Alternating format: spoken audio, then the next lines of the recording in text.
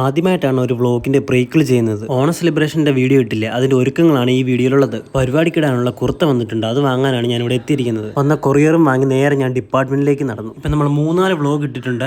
അതിൽ ചിലരൊക്കെ നല്ല അഭിപ്രായം പറഞ്ഞു. അപ്പം നമുക്ക് അറിയാത്ത കാര്യം നമ്മൾ ചെയ്താണല്ലോ പഠിക്കുന്നത്. അപ്പം തുടർന്നും നമ്മുടെ വ്ളോഗിങ് ഉണ്ടായിരിക്കും. ഉച്ചക്കത്തെ ഫുഡൊക്കെ കഴിച്ചിട്ട് വരുന്നതാണ് ഈ കാണുന്നത്.